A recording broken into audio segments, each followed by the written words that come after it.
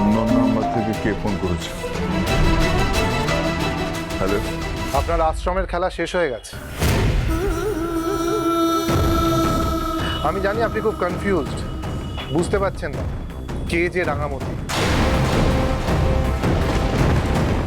একটু ওয়েট করুন, সমস্তটা বুঝে যাবেন। আপনি কে? আমি কে সেটা না জানলেও চলবে। আপনার সামনে যে দাঁড়িয়ে আছে তাকে ভালো করে দেখুন, বাকি গল্প পরে হবে।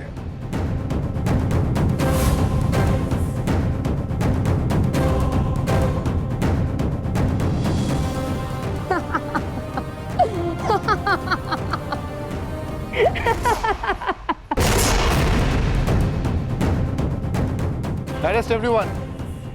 Fast.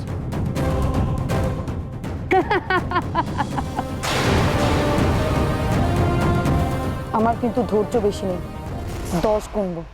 তার মধ্যে যদি আপনি না বলেন একলব্য বসু কোথায় আছে, তাহলে কিন্তু এই তীর আপনার মেয়ের গলা ফুটো করে দেবে।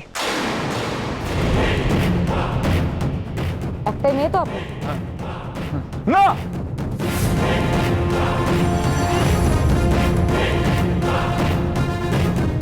এই মেয়ে তো যাবেই, সাথে আপনিও যাবেন।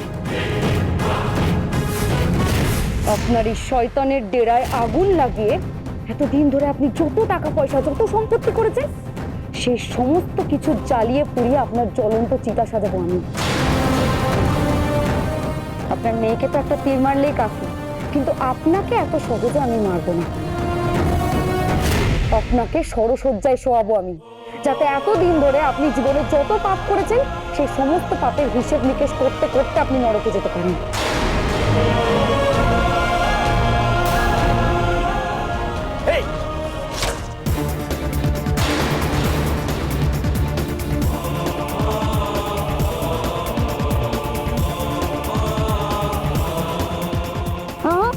বের করবার চেষ্টা করবেন, তাহলে কিন্তু আরো ভেতরে ঢুকে যাবে। ডাক্তারের কাছে যান, ডাক্তার ওটা কেটে বের করে দেবে। ততক্ষণ পর্যন্ত ওখানে চুপ করে বসে থাকুন।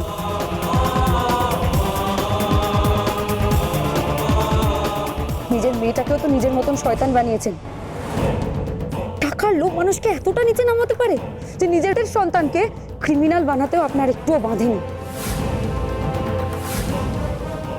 সে আবার একলব্য বসুর সঙ্গে তার ঘনিষ্ঠ সম্পর্কের গল্প শোনায়। ছি! আমার একলব্যর সাথে একটা ঘনিষ্ঠ সম্পর্ক আছে, আমি প্রমাণ করতে পারি। সেই প্রমাণ করার সুযোগ আপনি পাবেন, কিন্তু তার আগে বলুন একলব্য বসু কোথায়। বলুন, না হলে কিন্তু না, বলছি বলছি বলবেন। যে নম্বর থেকে আপনাকে ফোন করা হয়েছিল সেই নম্বরে ফোন করে বলুন। বলুন।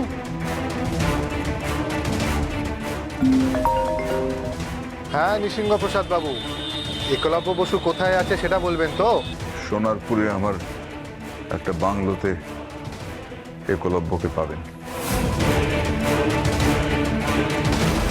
ফোনটা স্পিকারে দিন। হ্যাঁ, শুনছি। আমি একলব্য বসুকে ছাড়াতে যাচ্ছি। হ্যাঁ ঠিক আছে, যান। আপনি একলব্য বসুকে ছাড়িয়ে নিয়ে আসুন।